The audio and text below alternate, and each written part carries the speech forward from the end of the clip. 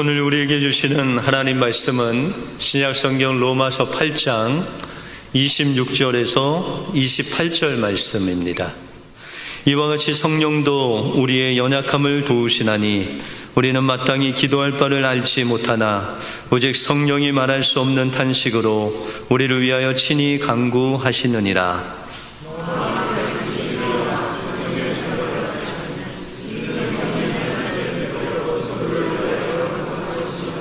같이 읽겠습니다. 우리가 알거니와 하나님을 사랑하는 자, 곧 그의 뜻대로 부르심을 입은 자들에게는 모든 것이 합력하여 선을 이루느니라. 아멘.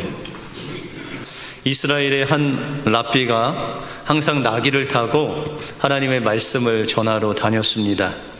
이 랍비는 말씀을 전하면서 때로는 마을에 잘 일이 있어서 항상 천막을 갖고 다니고 또 저녁에 등불을 통해서 이제 성경책도 읽고 그 다음에 아침에는 이 닭을 한 마리 갖고 다녀서 날마다 울게 해서 아침에 일어날 수 있도록 그렇게 등불과 천막과 또한 수탉 한 마리를 가지고 이제 하나님 말씀을 전하는 그런 전도 여행을 날마다 그렇게 했습니다. 근데 어느 날 외딴 마을로 가서 하나님의 말씀을 전하고 이제 어둑어둑해져서 잠잘 숙소를 구하는데 그 마을에 아무도 자신을 받아들이는 그런 집이 없었습니다. 그래서 이 마을이 참 인심이 야박하다. 좀 말씀을 듣고 또 은혜를 받았으면 좀 유숙할 수 있는 방이라도 하나 줬으면 좋겠거늘. 그래서 이제 그 마을을 밖에 나가서 하늘을 보면서 천막을 치고 또 이제 등불을 켜고 그렇게 잠자리를 준비했습니다. 그런데 이 천막 뒤에서 우수숙 하는 소리를 들어서 나가 보니까 자신이 타고 왔던 그 나귀를 어느새 어떤 사람이 와서 그거를 훔쳐갔습니다. 그래서 이런 일도 있구나 하고 이제 등불 앞에서 하나님의 말씀을 들으려고 했는데 갑자기 돌풍이 불어서 이 등불이 쓰러졌습니다. 그 안에 있던 기름도 쏟아지고 등불도 꺼지고 하나님의 뜻인가 보다 해서 일찍 자고 아침에 일어나서 하나님 말씀을 보겠다라고 잠을 청했습니다. 그런데 눈을 떠보니까 이게 웬일입니까? 하늘에 해가 중천에 떠 있었습니다. 알고 보니까 울어야 될 닭도 누군가 훔쳐가서 이제 늦게 일어나게 되었습니다.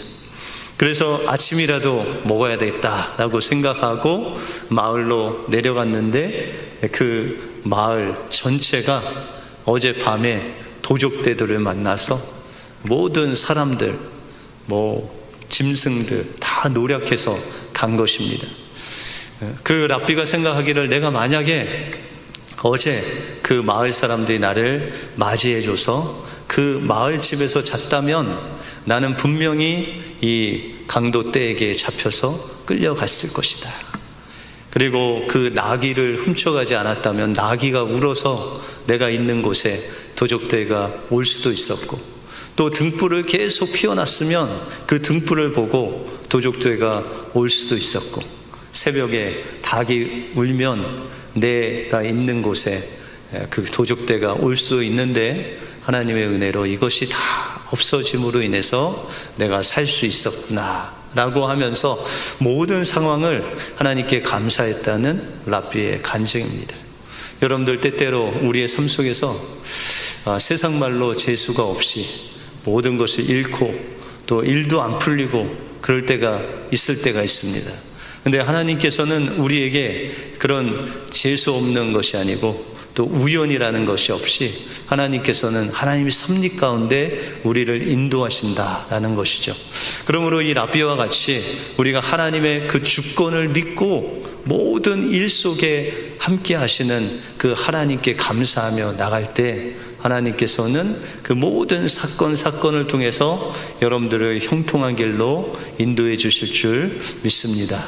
그 하나님의 주권을 믿고 날마다 하나님의 형통 가운데 승리하시는 여러분들의 삶이 되시길 주님의 이름으로 축원드립니다. 오늘 본문을 통해서 우리 안에 오신 성령님께서 우리를 위해서 하시는 일이 무엇이고 또한 합력하여 선을 이루시는 하나님의 은혜를 우리가 어떻게 누릴 수 있는가를 오늘 본문을 통해서 살펴보겠습니다. 먼저 성령님은 우리 안에 오셔서 말할 수 없는 탄식으로 지금도 우리를 위해서 기도하신다라고 그렇게 말씀하고 있습니다. 하나님은 우리가 예수님을 믿을 때 성령님이 우리 안에 내주하시죠. 그래서 우리가 하나님께 무엇이든지 이 성령님께 구하면 그 성령님이 도와주시는 분이십니다. 그러므로 여러분들 한 사람 한 사람은 참 위대한 분이세요. 왜요? 여러분을 돕는 분이 계신데 그분이 하나님이시기 때문에 여러분들 위대한 분이십니다. 여러분들이 언제든지 그 하나님께 구하면 여러분들의 기도에 응답하시는 그분이 계시기 때문이죠. 그러면 그 성령님께서 우리 안에 오시면은 어떻게 우리를 도와주실까요? 오늘 26절에 보시면 이와 같이 성령도 우리 연약함을 도우시나니 우리는 마땅히 기도할 바를 알지 못하나 오직 성령이 말할 수 없는 탄식으로 우리를 위하여 간구하신다라고 그렇게 말씀하고 있습니다. 여러분들 주로 기도하실 때 어떤 기도하세요? 우리의 기도는 대부분 하나님 잘 되게 해주세요. 지금보다 더 좀 풍성히 살게 해주세요. 편안하게 살게 해주세요. 주로 형통을 위해서 우리가 기도하죠. 그래서 우리의 기도를 자세히 살펴보면 주로 우리 위주로 기도할 때가 있습니다. 그런데 하나님께서 우리에게 원하시는 기도가 있는데 그 기도를 통해 위해서 성령님은 말할 수 없는 탄식으로 우리 안에서 기도하신다. 우리의 영과 더불어 기도하신다라는 것이죠. 그러면 성령님께서 원하시는 기도의 모습은 어떤 모습일까요? 어떤 내용을 하나님께 우리가 기도하기를 원하실까요? 고린도전서 2장 10절에 보시면 오직 하나님이 성령으로 이것을 우리에게 보이셨으니 성령은 모든 것 곧 하나님의 깊은 것까지도 통달하시느니라 라고 말씀하고 있습니다. 여러분들 하나님의 마음을 누가 가장 잘 아신다고요? 성령님이 잘 아신대요.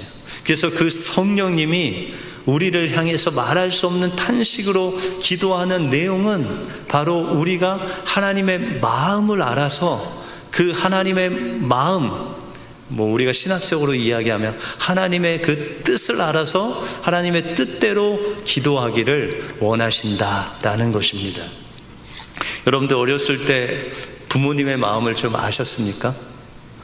저는 부모님이 어두일미라고 그래서 생선 머리가 맛있다고 하셔갖고 진짜 머리가 맛있는지 알았어요.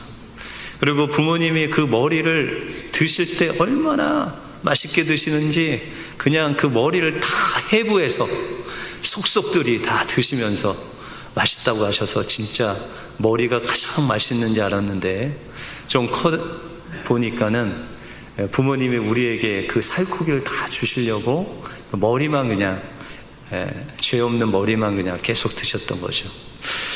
여러분들 어떤 목사님이 예전에는 고등학교 들어갈 때 이제 입학 시험이 있어서 고등학교 그 합격자 발표가 있었다고 합니다.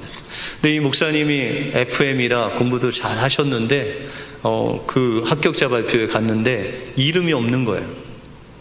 근데 고등학교 떨어진 건 괜찮은데 그때 누가 생각나면 아버지가 생각났대요. 아버지가 엄청나게 혼나시겠구나.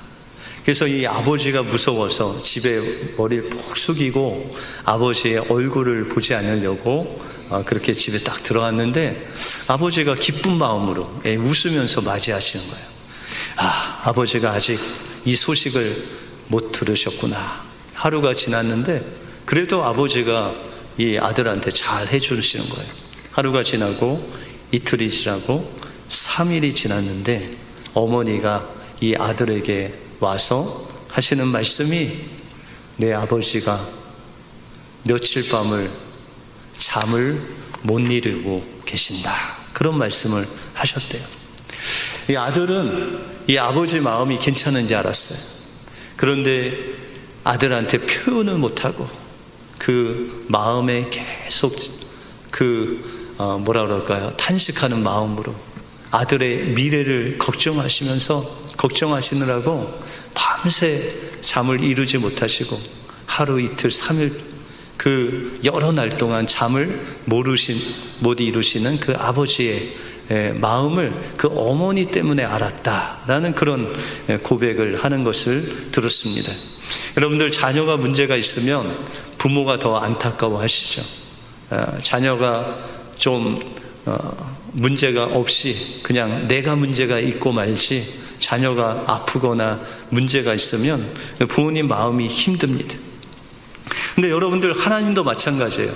우리를 향해서 우리가 좀 잘 되길 원하고 또 우리가 잘 하나님이 원하시는 대로 가길 원하는데 우리의 삶이 그렇지 않을 때 성령께서 말할 수 없는 탄식으로 말은 못하시고, 아니 제가 저기 가면 안 되는데 하고 마음을 졸이시고 밤새 잠을 못 주무시는 분이 바로 우리 하나님 아버지시다라는 것이죠. 그래서 성령님께서 이런 우리의 이 연약함을 도우시기 위해서 우리 안에서 말할 수 없는 탄식으로 우리를 위해서 계속 기도하신다라는 것입니다. 그러므로 우리는 이 성령의 인도하심을 받아서 하나님의 마음을 알아야 되겠죠. 어떻게 알 수 있을까요? 여러분들, 예전에는 나를 중심으로 기도했다면 이제 여러분들을 향해서 하나님, 제가 무엇을 하기를 원하십니까? 그 하나님의 마음을 좀 알게 달라고 기도하는 거죠. 여러분들, 예전에는 가족을 위해서 내 마음대로 기도했다면 이제 가족을 향해서 하나님, 우리 가족이 어떻게 지내기를 하나님이 원하십니까? 우리 가족을 향한 하나님의 마음은 무엇입니까? 라고 하나님의 마음을 우리가 기도해야 된다라는 것이죠. 그럴 때 성령님께서 우리의 마음의 감동을 일으켜 주셔서 예전에 보이지 않았던 그 놀라운 하나님의 뜻을 보게 하시고 알게 하셔서 하나님의 마음을 느끼게 하신다라는 것이죠. 여러분들, 하나님 만나신 적 있죠? 하나님 만나면은 여러분들 어떻게 해요? 하나님 앞에 회개의 기도를 하잖아요. 그런데 그때는 하나님을 만나게 되면 예전에 내가 보지 못했던 것들이 너무 많이 보이는 거예요.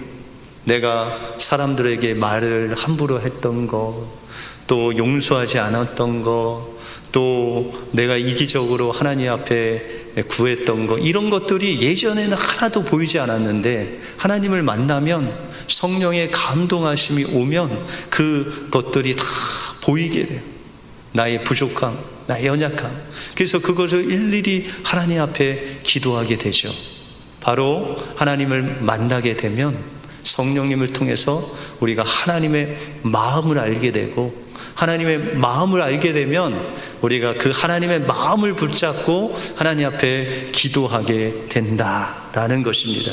그러므로 우리의 마음이 정말 하나님 앞에 마땅히 빌 바를 알지 못하는 연약한 인생이지만 우리가 성령님을 의지하고 성령님을 바라보고 그 성령님의 인도하심을 받을 때 성령님께서 여러분들 마음속에 하나님의 마음을 부어주셔서 하나님의 마음을 알게 하시고 하나님의 뜻대로 기도하게 하시는 놀라운 그 성령님을 의지하심으로 하나님의 마음을 알아 하나님의 뜻을 이루는 여러분들의 삶이 되시길 주님의 이름으로 축원드립니다. 다음으로 성령님은 모든 것이 협력하여 선을 이루시는 하나님이십니다. 여러분들, 성령의 사람들은 어떤 체험을 하거나 아니면 어떤 기적을 많이 누리는 그런 사람이 성령의 사람이 아닙니다. 금방 말씀드렸듯이 성령의 사람은 이제 하나님의 마음을 알아서 그 하나님의 마음을 시원하게 하는 그런 사람이 바로 성령의 사람이다라는 것이죠. 그런데 하나님께서 우리가 하나님의 마음을 알아가듯이 하나님께서는 이미 우리의 마음을 아시고 계시고 우리가 마음에 생각하고 소원하는 대로 그것을 받으시는 하나님이시다라는 것이죠. 다시 말해서 하나님과 우리의 마음이 성령을 통해서 통하는 그런 관계가 됨으로 인해서 여러분들의 마음을 하나님께서 기쁘시게 받으신다라는 것이죠. 그래서 시편 19편에 보시면 다윗이 이렇게 고백합니다. 나의 반석이요 나의 구속자이신 여호와여, 내 입의 말과 마음의 묵상이 주님 앞에 연락되기를 원하나이다. 이 다윗이 하나님 앞에 기도하면서 체험한 것은 하나님께서 그의 마음을 받아주신다는 거예요. 여러분들 그런 경험 있으세요? 아무에게도 말은 안 했는데 마음속에 하나님께 기도해요.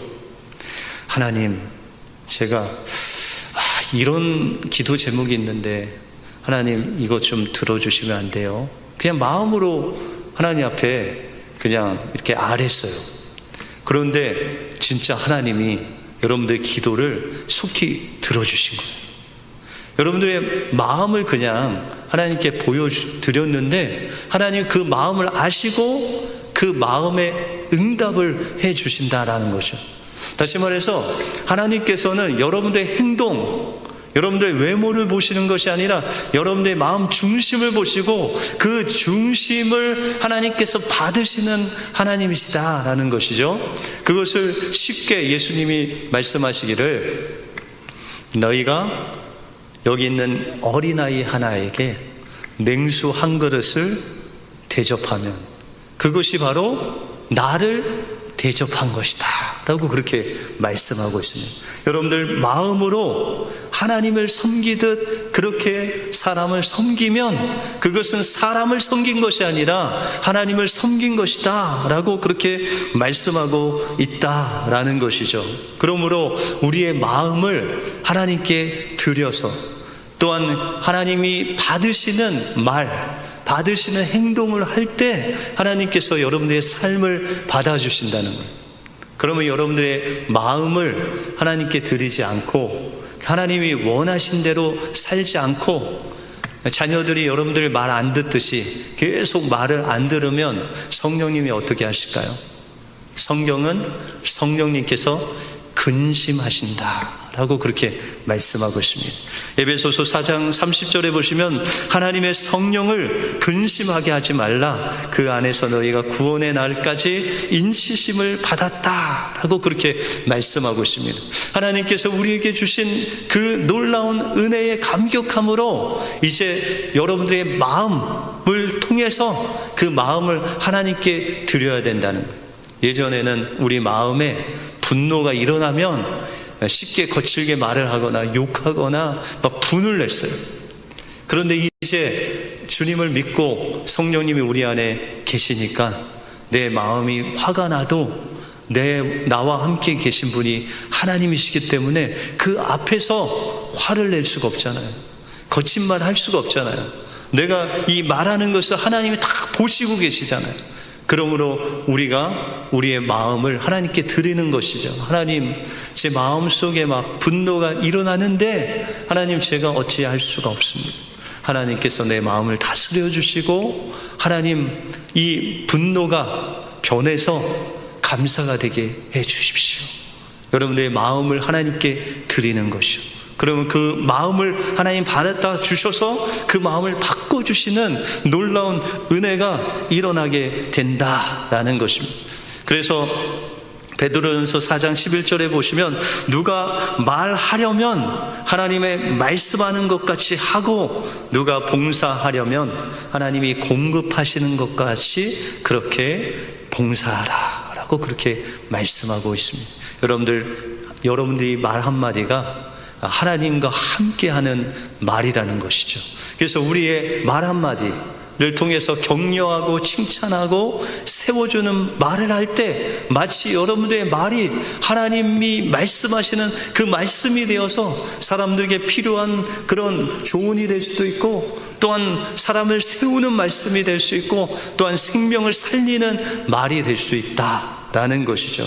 그러므로 우리의 마음을 하나님 앞에 드려서, 또한 하나님의 마음을 알아서 그것을 하나님의 뜻대로 기도하는 자에게 오늘 주님께서 약속한 말씀이 있습니다. 그것이 28절에 보시면, 우리가 알거니와 하나님을 사랑하는 자 곧 그의 뜻대로 부르심을 입은 자들에게는 모든 것이 합력하여 선을 이루신다. 우리는 보통 우리 믿는 자들에게는 모든 것이 합력하여 선을 이룬다, 우리가 잘 되든 잘 안 되든 모든 것을 하나님께서 합력하여 하나님의 구원의 역사, 또한 선하게 인도하신다라고 그렇게 고백을 하죠. 그런데 그 고백은요 50%밖에 맞지 않습니다. 오늘 성경에 보시면은 누구에게, 어떤 사람에게 모든 것이 협력하여 선을 이루게 하신다고 말씀하세요? 하나님을 사랑하는 자에게, 다시 말해서 하나님의 뜻대로 행하시는 자는, 하나님의 부르심을 받은 자에게 하나님께서 모든 것이 협력하여 선을 이루게 하신다라는 것입니다. 그러므로 우리의 마음이 하나님의 마음을 알아서 기도할 뿐만 아니라 여러분들의 마음이 온전히 하나님께 연락되기를 구함으로 하나님 앞에서 말하고 행동하고 생각하고 여러분들의 마음을 하나님께 드리는 것, 그것이 바로 하나님이 원하시는 하나님의 사랑하는 자의 모습이다. 그래서 요한일서에 보시면 하나님의 말씀을 지키는 자가 곧 하나님을 사랑하는 자다라고 그렇게 말씀하고 있습니다. 그러므로 우리의 마음에 하나님의 말씀대로 살려고 하나님 앞에 몸부림치면서 그 말씀대로 순종하는 삶을 살 때 하나님께서는 여러분들의 모든 것을 협력하여 선을 이루시겠다라고 약속하고 있다는 것입니다. 세계적인 건축 설계 그런 회사가 된 팀 하스의 회장인 하영록이라는 목사님이 계십니다.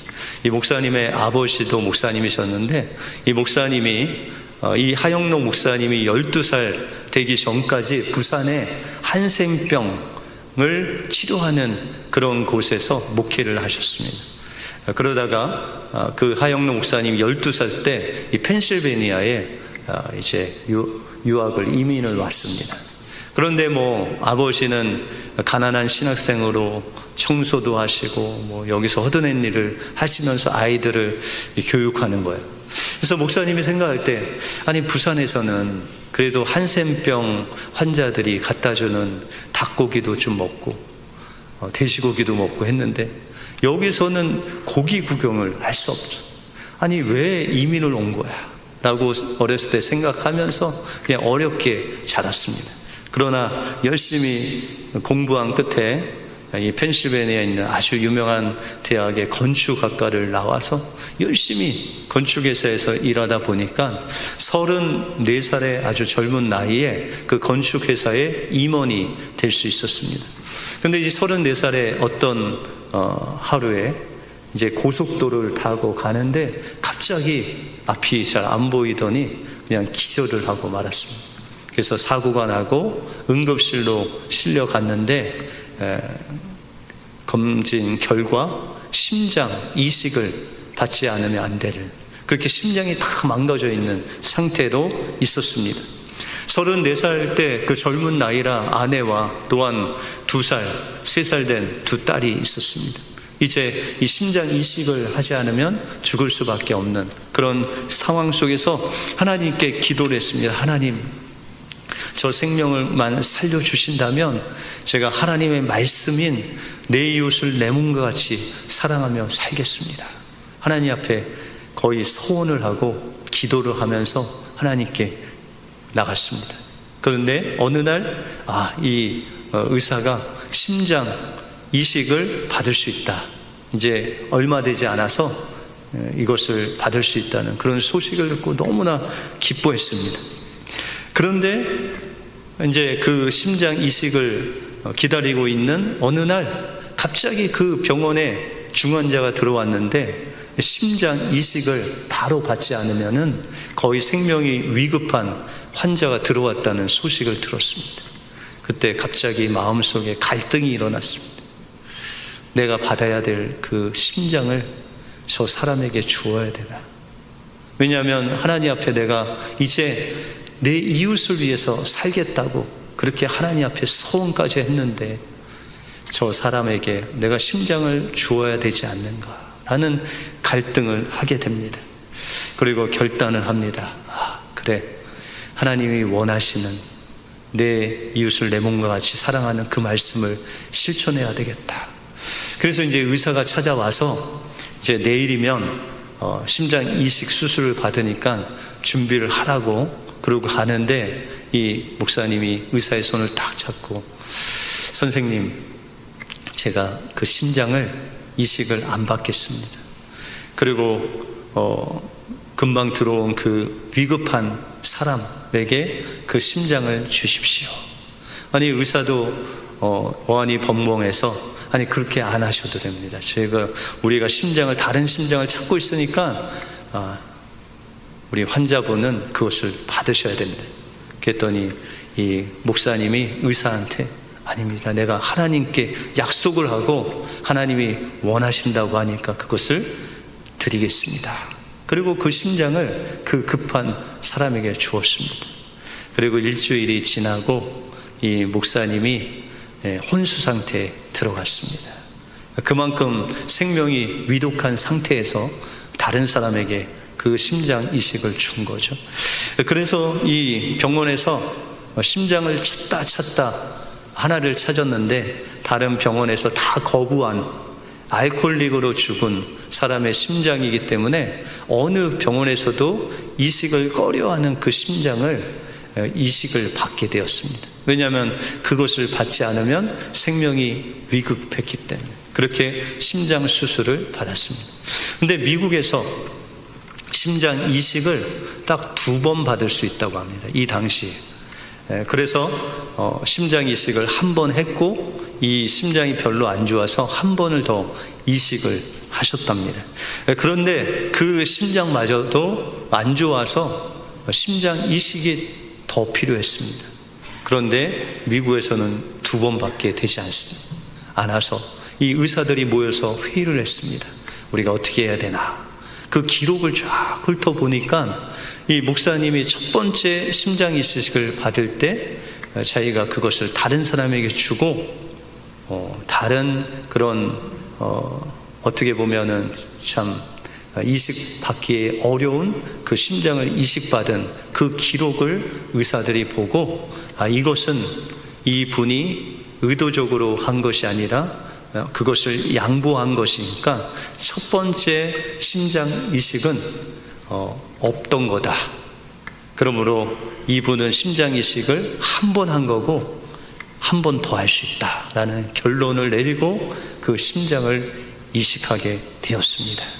그리고 이제 건강을 되찾아 하나님이 주신 사업을 하는데 이 잠언 31장을 모토로 가난한 사람을 돕고 이웃을 내 몸같이 돕는 그 하나님이 주신 말씀을 붙잡고 회사를 경영하는데 이게 웬일입니까?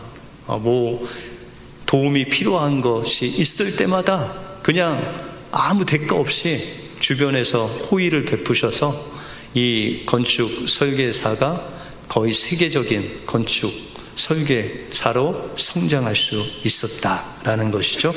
그래서 어느 날 토마스라는 친구 목사님이 이 하 목사님께 찾아와서 질문을 합니다. 너는 어떻게 사람들이 대가를 바라지 않고 너를 도와주는 일이 그렇게 많은지 아냐? 그랬더니 하 목사님이 나도 그 이유를 도저히 알 수 없다. 너는 아니? 이렇게 되물었습니다. 그랬더니 토마스 목사님이 그 친구 목사님 웃으면서 그런 이야기를 했습니다. 내가 생각할 때는 너는 결정적인 순간에 이웃을 사랑하라는 하나님의 말씀을 내가 순종했기 때문에 하나님께서 모든 사람을 통해서 너를 그렇게 도와주는 것 같다라고 그렇게 고백을 했답니다. 여러분들, 이 하영록 목사님 자신의 그 생명이 위중한 상태에서 하나님의 마음을 알고 또한 하나님께서 그 마음을 주셔서 하나님 앞에 그 말씀대로 생명을 걸고 순종할 때 하나님께서 그의 삶을 모든 것이 협력하여 선을 이루는, 형통하는 하나님의 영광을 드러내는 길로 인도하셨다라는 것입니다. 우리는 성령님께서 우리 안에 내주하셔서 말할 수 없는 탄식으로 지금도 기도하고 있습니다. 그러므로 우리의 마음, 그 마음을 하나님께 온전히 드려 우리의 마음대로 기도하는 것이 아니라 하나님의 마음을 알게 해달라고 기도하고 성령님과 더불어 하나님의 마음을 기도할 때 하나님께서는 여러분들을 통해서 하나님의 뜻을 이루실 줄 믿습니다. 또한 성령님께서 하나님의 말씀을 여러분들의 마음속에 주실 때 우리의 마음과 생각과 말과 행동을 하나님 앞에서 온전히 하나님께 연락되기를 구하는 마음으로 하나님을 사랑하며 나갈 때 여러분들의 삶을 통해서 모든 것이 협력하여 선을 이루시는 놀라운 하나님의 축복을 받아 누릴 줄 믿습니다. 오늘 하루 성령의 인도하심을 받아 이번 한 주간 그 하나님의 마음으로 하나님께 사랑한다 고백하심으로 하나님께서 주시는 모든 것이 협력하여 선을 이루시는 놀라운 은혜를 받아 누리시는 여러분들의 삶이 되시길 주님의 이름으로 축원드립니다. 기도하겠습니다. 하나님 감사합니다. 오늘 말씀을 통해서 우리의 연약한 인생을 도우시는 성령님에 대해서 보게 해주심을 감사합니다. 우리는 마땅히 빌바를 알지 못하는 연약한 인생이지만 주님께서 말할 수 없는 탄식으로 우리의 영과 더불어 기도하시는 성령님을 통해서 우리가 하나님의 마음을 알게 해주시고 그 하나님의 마음에 맞는 기도를 함으로 인해서 하나님의 뜻을 이루게 하여 주시고 또한 우리의 마음도 하나님 앞에서 하나님이 기뻐하시는 하나님 앞에서 행동하고 말하고 또한 세워짐으로 인해서 하나님께서 주시는 그 모든 것이 협력하여 선을 이루시는 복된 하나님의 축복을 받아 누리는 우리 은혜교회 모든 성도들 되게 하여 주시옵소서. 모든 것 주님께 감사드리오며 예수 그리스도 이름으로 기도하옵나이다. 아멘.